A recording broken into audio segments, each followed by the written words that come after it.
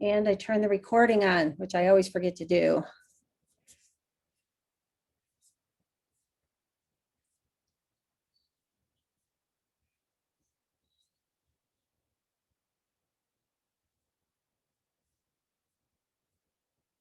You there, Danielle?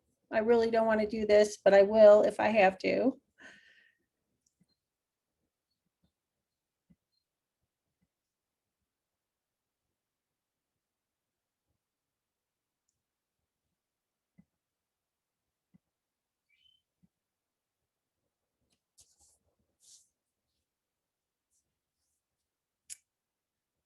We got another couple minutes, so I'm hoping you can. I just invited you to as a panelist, so you should be allowed to talk soon.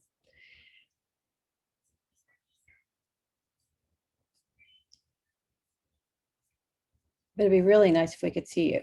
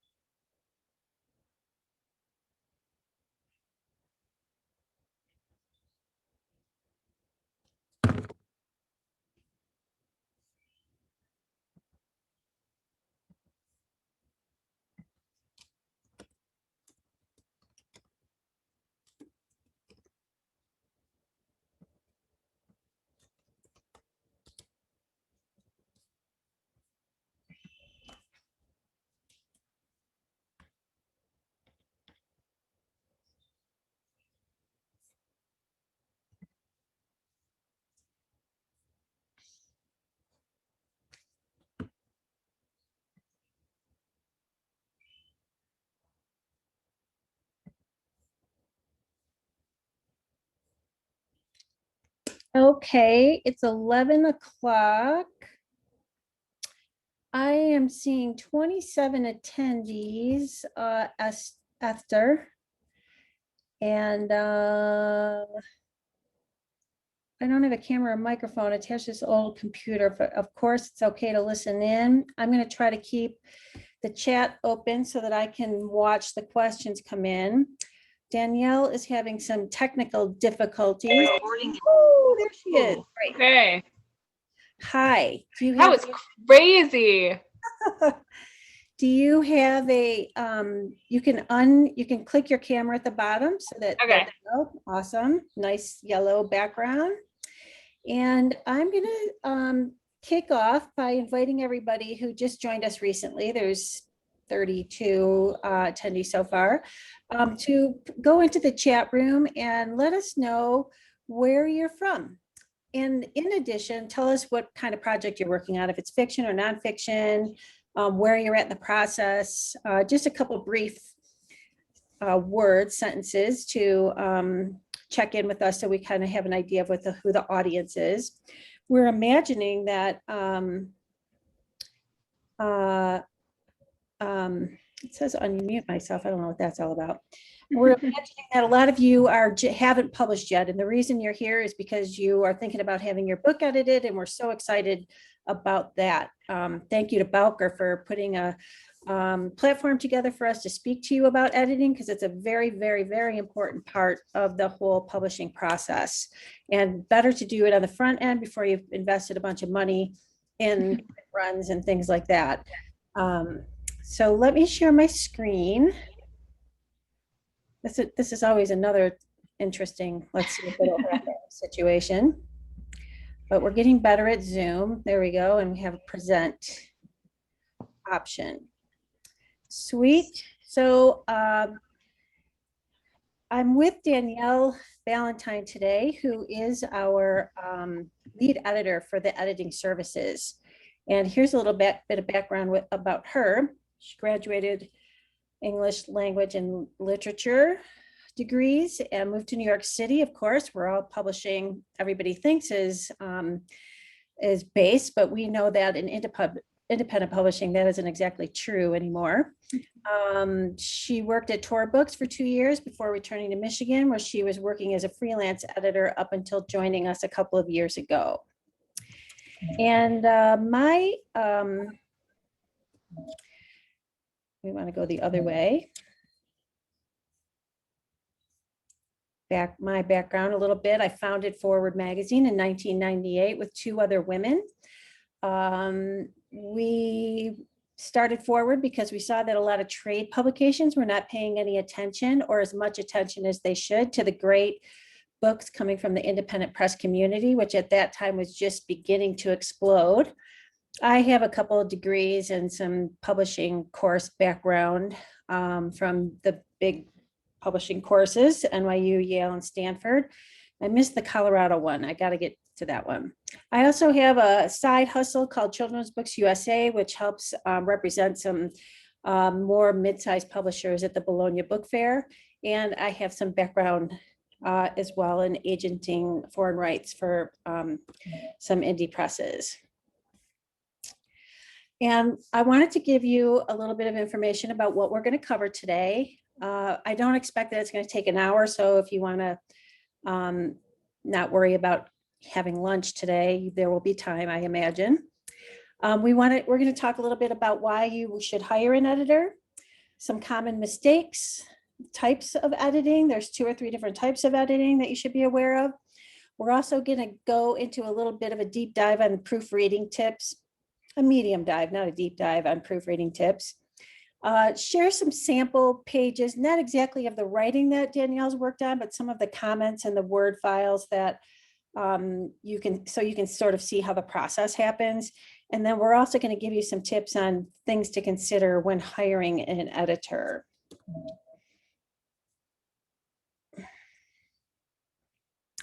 Why hire an editor? I think this is still my slide, right, Danielle? Editors are an important part of a process because they are aware of industry standards and may have access to resources that you do not. They also provide a fresh set of eyes and can give some objectivity to your project. A lot of people are so close and they can't really see a lot of the mistakes that happen along the way. So that's another really good, important reason to hire an editor.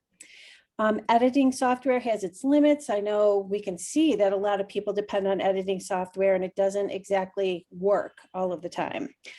And then you can have some more confidence when submitting your work to publishing houses that you're trying to get publish your book, or even putting it out, review copies out to the trade and consumer publications after it's been published. So now I'm going to turn the stage over to Danielle, who is in the trenches with our editing service, and she can give you some details on what the editing is all about. Okay, hi everyone. I'm Danielle. I'm the lead editor of Forward Reviews. So we're just going to start off today talking about some really common mistakes, beginning with inconsistent verb tenses. It is very important. I mean, obviously you can play around in like a short story format or something, but when writing any consistent long work, that verb tense is very important. And I see it all the time. We're in the past, we're in the present, we're in the present perfect, we're all that like middle school grammar stuff that you just totally just daydreamed out of. But it is very important and can be very distracting as a reader. And missing additional or repeated words. I think there's quite a few of these that I think happen, and we all do it, where you've written the sentence and then you go back and you change something and forget to change the other half of it. And you end up with a sentence that just doesn't make sense. You've got something in there you don't need, something you just forgot to delete. And an editor is great for catching those sorts of things. Incorrect subject-verb agreements. This one is also very, very common. You know, we do it pretty frequently, like in our speech and things like that. It's one thing when you're just talking casually, But it is important to have, I think this is another one that happens a lot when we change something. You change what the subject is, and then you forget that you need to go through that whole sentence and look at all of those agreements. If you've made it singular, if you've made it plural, all of your verbs are going to need to change as well. Costume changes. This is sort of my catch-all term for those little things that are there and then they're not, or then they're different. Someone comes in carrying a cup of coffee and then they're juggling and you're like, wait a second, where did that cup of coffee go? Or that's really quite a small one, but I've seen characters' names change at some point. And is this someone else? Is this a mistake? Or hair color. Sometimes it's very literally someone's wearing different clothes. And if you don't explain those things to some degree, it will really confuse your audience. There's also incorrect or inconsistent capitalization.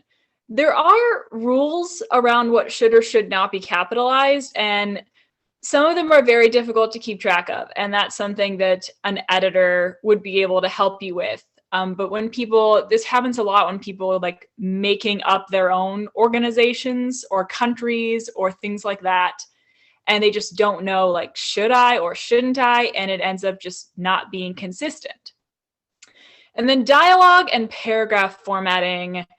This one is tricky for everyone under the best of circumstances. Just remembering, if you've changed speakers, you need a new paragraph. Where those punctuation marks go, is it inside the quotation marks, outside? Is this a single quote, double quote? A lot of that is very difficult for a lot of people to parse. Hey, Danielle, I know that we use the Chicago Manual of Style at the magazine. Do you does everybody work with the Chicago Manual of Style, or do you figure that out at the beginning of the project, or what happens there? Do you recommend that?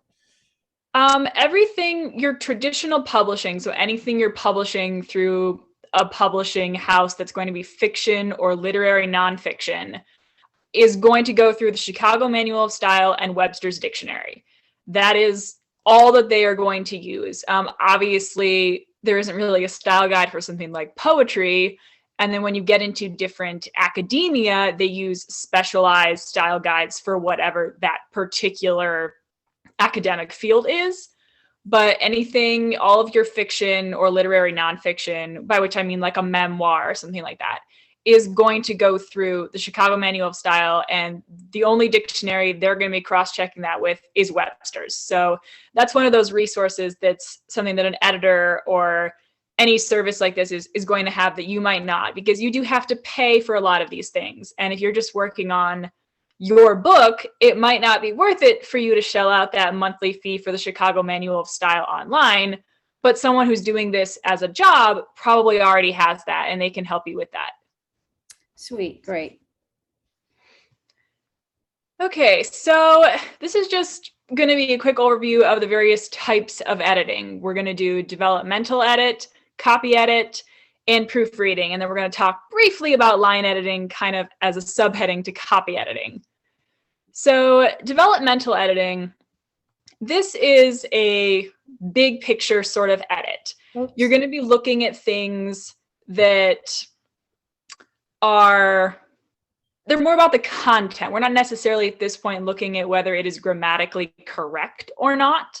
We're looking at things like your narrative structure, your pacing, overall reader satisfaction, plot continuity, character consistency, and global style issues. And a global change or a global problem it just refers to something that is throughout the entire manuscript. It's something that an author has done consistently, but that needs to be changed.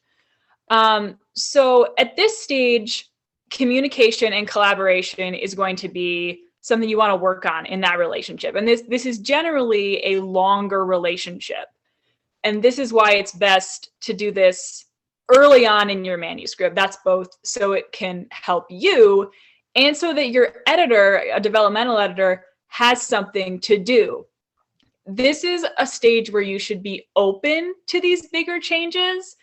And it's also a stage where you can come to this editor and be like, I don't know if the ending works, or what do you think of this scene? Do I need this chapter? Do you like this character? This is the time to be asking those questions and the time to be open to the responses. So to get the most out of that relationship for both of you, you want to do this early, and you want to be open. You want to still have a manuscript that is malleable. So moving on to copy editing, this is, I usually refer to it as the nuts and bolts. We're looking at grammar, spelling, punctuation, consistent style and formatting.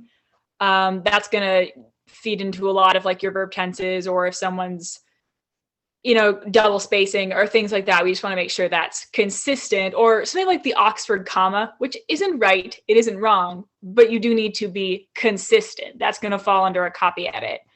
This can include line editing, which is something that is not really a separate process anymore, but it is something that people seem very familiar with hearing. And a line edit is, well, it's kind of breaking things down line by line. So you're going to really be focusing on word choice, syntax, and the overall sentence flow.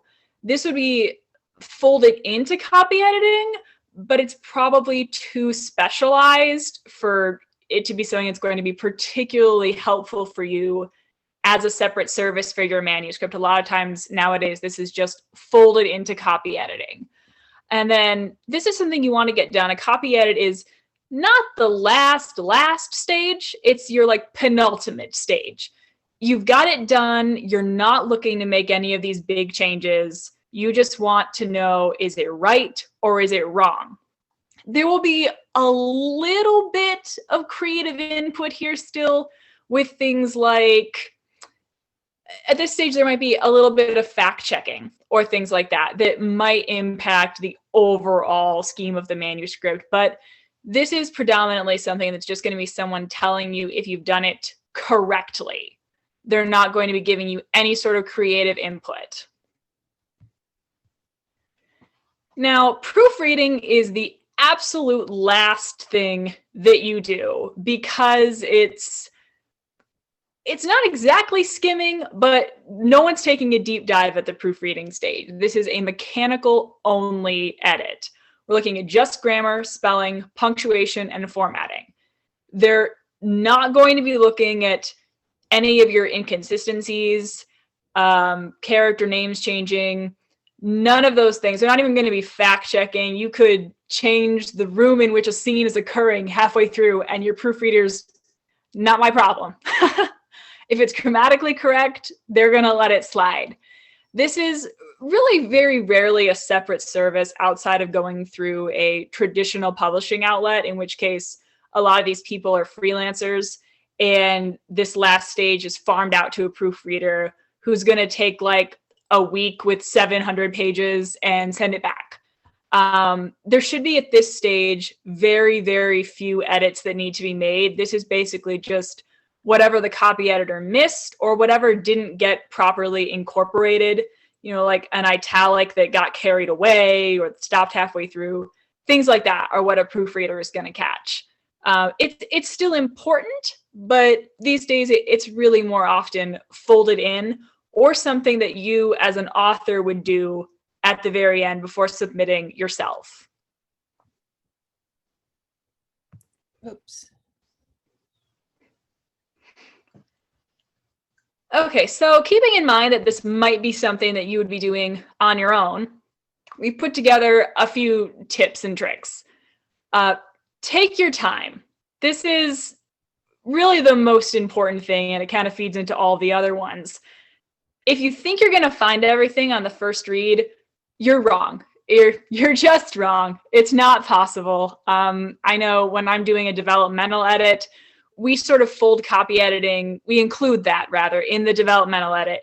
And I read it once doing developmental edits and once doing copy edits, because my brain just can't do both things at the same time. It's two very different forms of reading. And if you're reading for story, or if you're reading for anything else, you're going to miss these things. And you really need to go through very, very slowly and very, very purposefully which is why it will take forever. It feels very silly. You're just sitting there talking to yourself, but it really does help to read it out loud. And then you'll catch weird commas and things like that that you just skip right over reading it in your head. It's also important to do it in sections. You can't sit down. I mean, it might take you, 4 hours to read the manuscript, just like you were reading a book, but you're not just reading a book.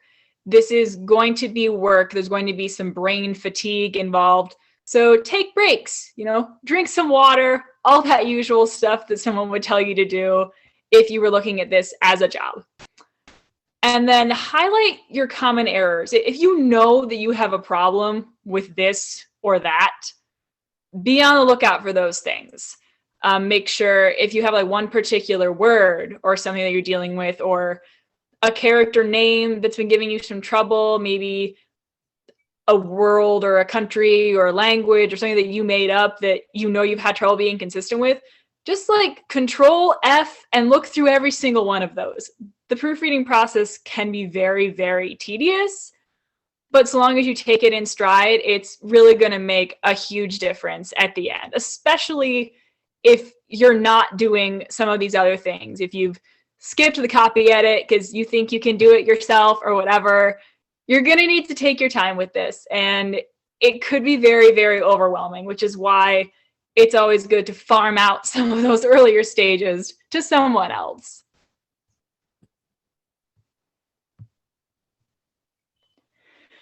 Okay, so these are just some sample edits. Obviously, just so we can't have you reading someone else's story, we've had to blur that out. But here you can see most editors these days, editing services, will use its track changes in Microsoft Word.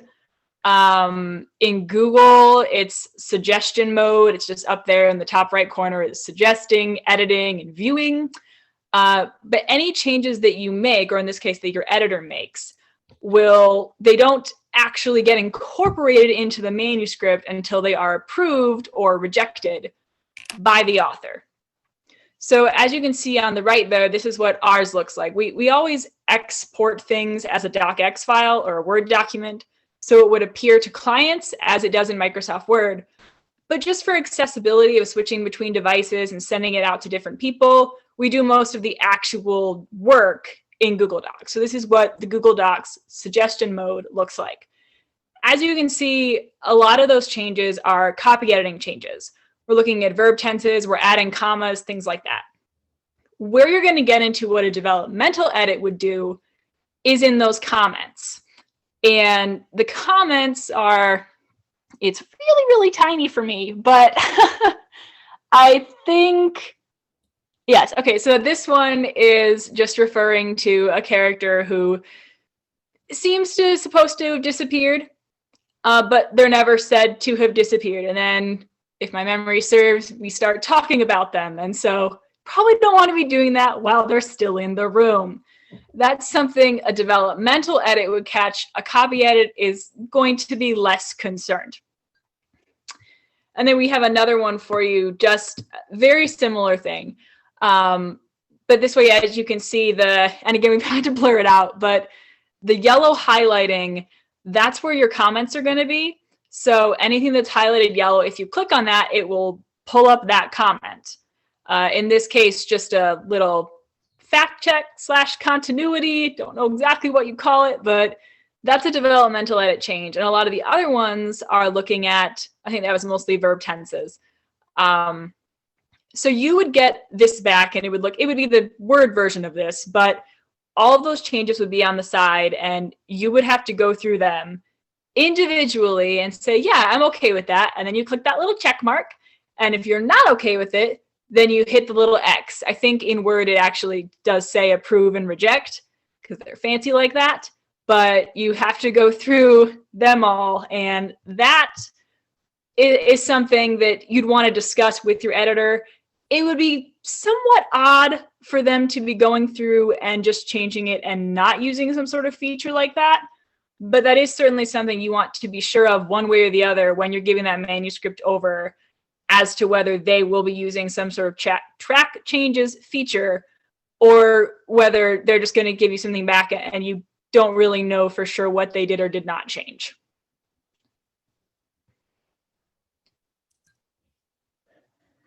Okay, so things to consider when hiring an editor.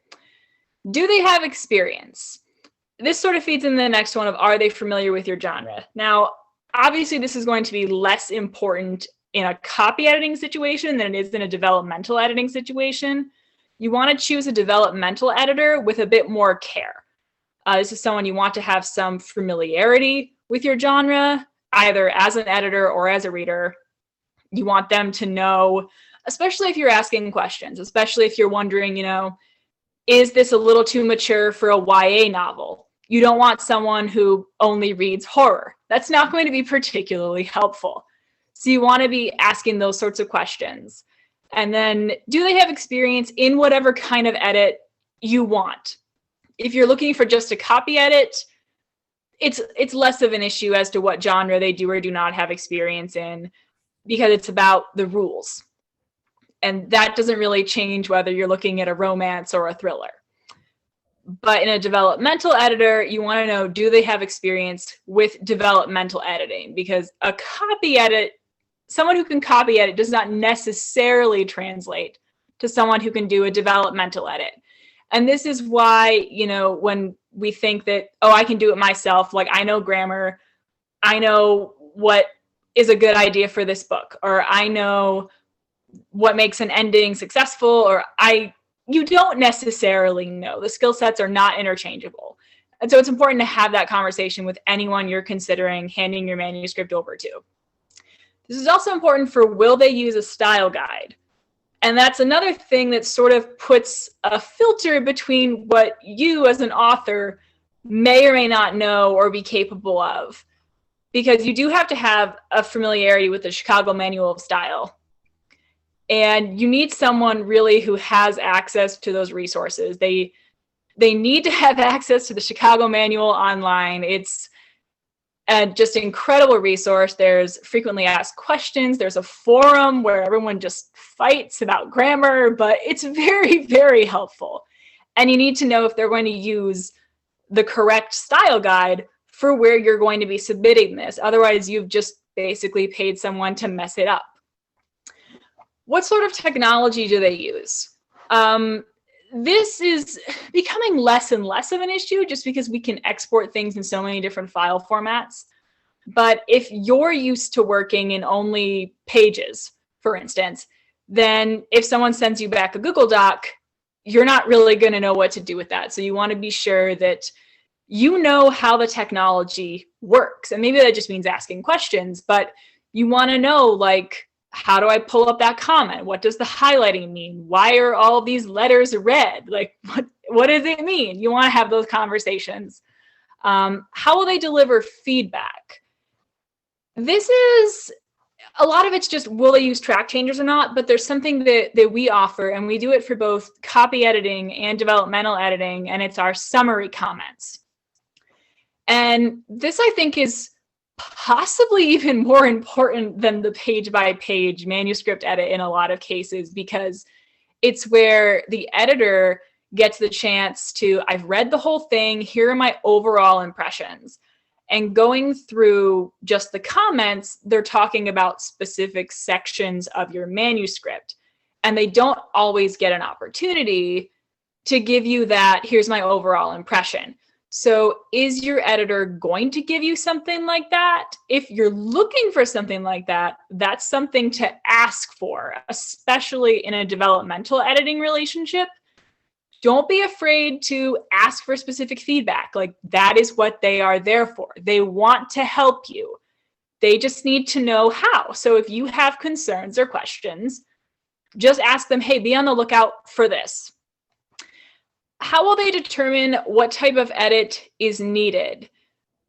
This sort of depends. We have an option to, you could just send a short section and we would tell you, we would give you an opinion on that. But this is probably going to be something that you already have a sense of. There's no need for you to get a developmental edit if you're pretty sure, like, no, I'm good, it's done. I just need a little primp and polish, then, don't open yourself up to feedback that you're past the point of needing.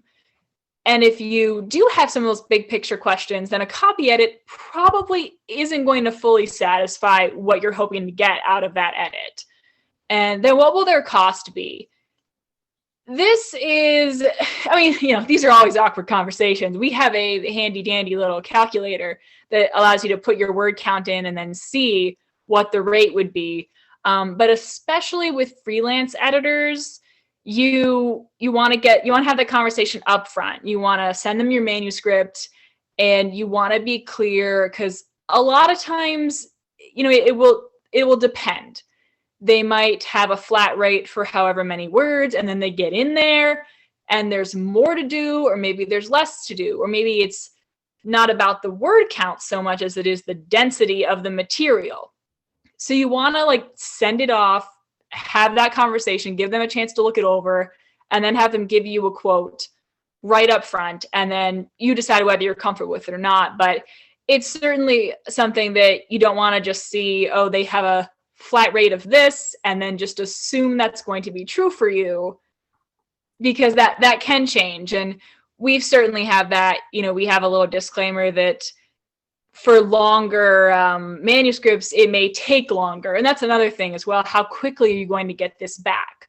Because we do have an expedited option that costs more, but these are just all conversations that you need to have up front. Like, how much is it going to be? How long are you going to take? Probably more polite than that, but you do need to have these conversations. They are very awkward, but it's a business transaction. They want to help you.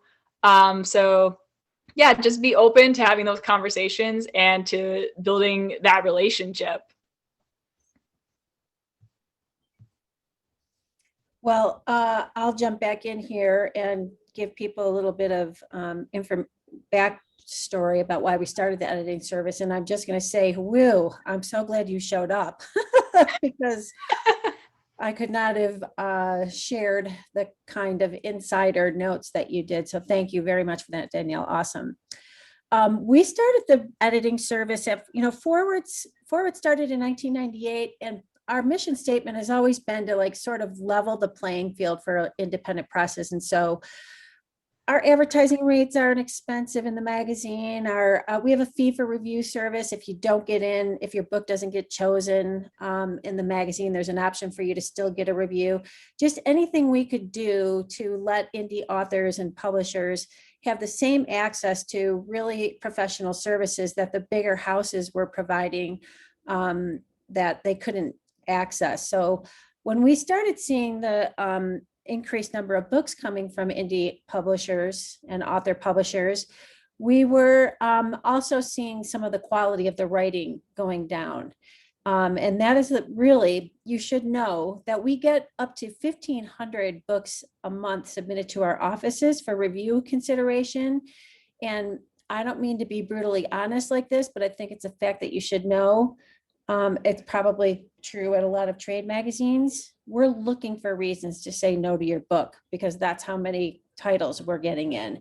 And so some of the easiest mistakes that we see, like the word forward spelled wrong in the forward of your book, or terrible packaging, or a lot of grammar mistakes in the first few pages is a way for us to say this is not something that we want to recommend to our readership of bookstores and libraries. So, and there weren't enough editors with skill sets, we didn't feel, to do a really good job. So along with our mission to not charge very much and give access to these professional services to publishers, we also have a relationship with Bowker, who likes to introduce new authors to some of the services we provide. And they asked because they were getting a demand for editing services from their clients. So they checked in with us to see if we could put something together for them. We also have, as you could hear from Danielle, we have a lot of trust from the industry, and we offer credibility to the process because of that trust and that relationship we have with the industry. So that's another reason why Forward, we decided to do this editing service, and because we could offer the competitive pricing. This is just, Danielle talked about this a little bit. You can see this on our website, forwardreviews.com. Do not pay attention to these prices because we've worked out a special deal with Bowker clients to get a more discounted rate than this, but it will just give you an indication of what the website looks like and what you can expect to pay. What is not showing here is this cost for 7,000 words. There's a highlighted area on our website that you can put in your word count, and it will calculate for you those costs across the bottom.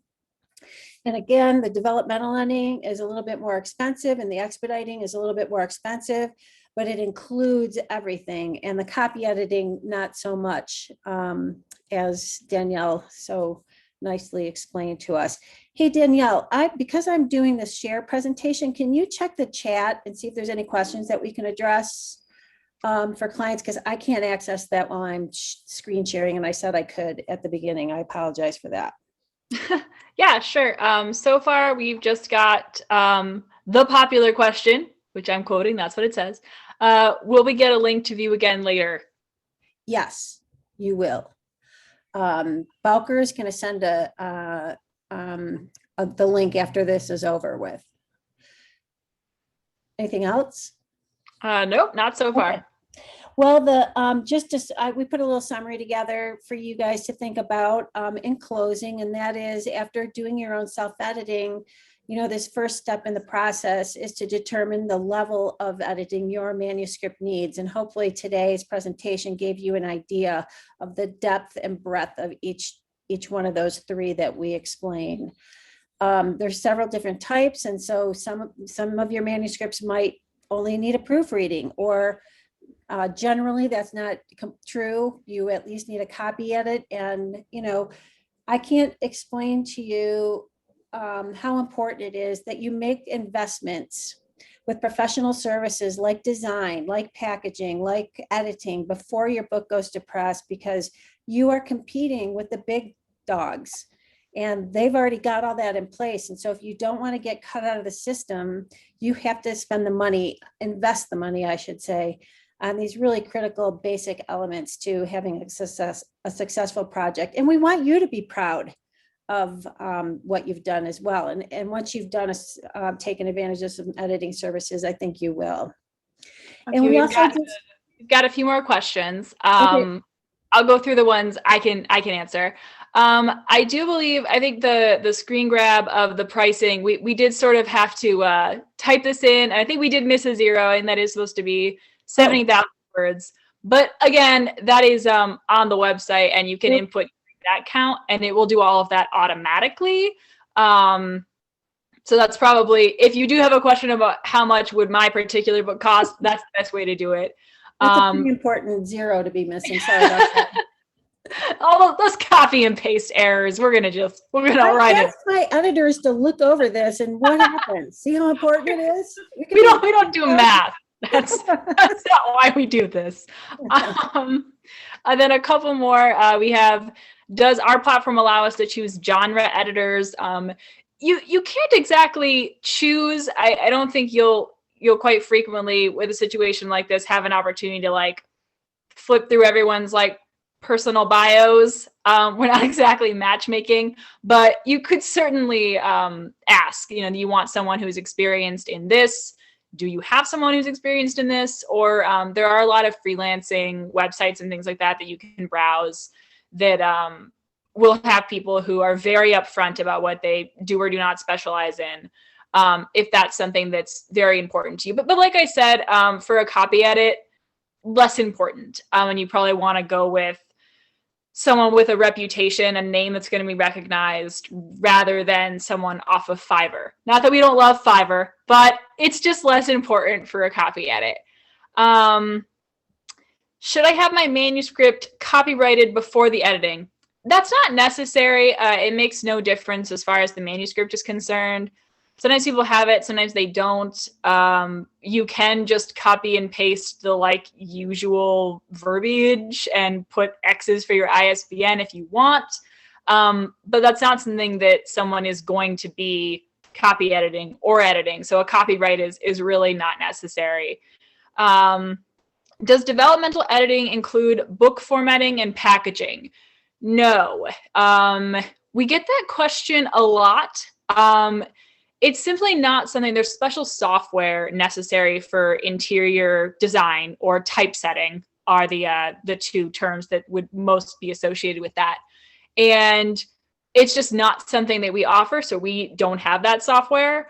There are plenty of places, like BookBaby and things like that, that do offer that as a separate service that you can get. Or if this is something you're going to be doing frequently, you can buy the software and do that. But I think Amazon and a lot of places like that, when you upload it into like a different file format, like an EPUB format, will do a lot of that work for you.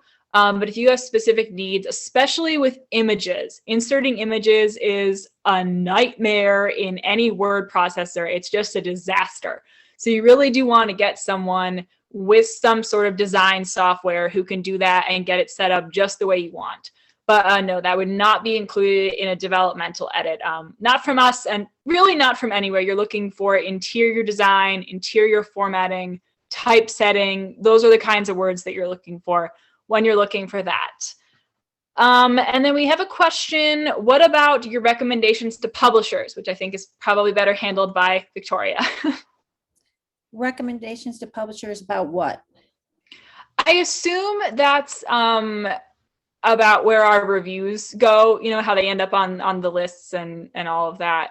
Oh, okay. Well, we also do a Bowker presentation on the value of trade reviews, which I recommend that you take the next time we present it. Our publication is read online and in print by about 35,000 librarians and booksellers across the country who use it as a resource on what books to stock their shelves with. Most library systems will not order a book unless it's been reviewed by a trusted trade review journal like us, or Publishers Weekly, or Library Journal, or Kirkus. We started a fee for review service because we simply could not provide enough page space to all the great books that we were getting in. And it doesn't mean that your book wasn't good. It just means that it either came in too late or we couldn't fit it and we had to choose some others. So that's a nice opportunity. If you go to our website, there's a lot of guidelines listed for how soon in the process we need your manuscript before we can review it. And that's an important point to make about trade magazines. We need them way in advance of your pub date. So even before your design happens or your interior, we will take your manuscript for review submissions. We need to give our reviewers and readers plenty of time, 2 months, to read the book, write a 450-word review, and then get it, 3 filters of editing on our end before it gets printed in the magazine. But the beautiful thing, in my mind, about these fee for reviews and the reviews that appear in the print magazine is we license our reviews or syndicate our reviews to almost 50 players like Bowker, Ingram, Baker and Taylor, and all the big places where librarians go and booksellers go to buy their books. They're not buying books from you individually. They're going to wholesale accounts to buy their books. And they have databases, Bowker's Books in Print, Ingram's iPage, Baker and Taylor's Title Source 3, who, for instance, if a librarian gets a request from a patron, hey, you guys, you have a terrible martial arts section in this library. Do you have anything more updated that we can look at? And so they'll go to they'll type in martial arts into the genre category, and all of the books that have been reviewed will rise to the top. That's just a little insider piece of knowledge about why it's important to have your book reviewed by the trade before you publish it, so that when you're doing interviews and getting newspaper coverage in your hometown, people who are going to the bookstore looking for your title say, and the librarian's like, I never even heard of this. I can't stock it because there's no opportunity for me to get it. That's why these reviews are important. Okay, and then we have so far one last question. Do you not review books that are already published? This is a yes and no. The Clarion, the paid review service, that's available regardless. It could have been published for a decade. It could not be planning on being published for a decade. You can do that whenever. The forward reviews, the ones that go in the magazine, there's an editorial calendar on the website. If you just go through like get your book reviewed, and then it's under the forward reviews, you can find the editorial calendar. But we do need those about 4 months before the publication date, because they go in the magazine for the month that they are going to be published. So in that case, we can't review books in the magazine that are already published, but you always have access to the Clarion review service. I just want to note before I stop sharing that because we are doing this with Bowker, they have generously provided all the participants with a discount code. If you care to take advantage of our editorial service, there's a 10% off the price. You have to use this promo code editor at checkout to receive the discount, and the offer is effective for just a short time. So don't come through us, don't go through our website, but go through myidentifiers.com at Bowker, wherever your customer portal is with them, and they'll be able to help you there and give you that discount.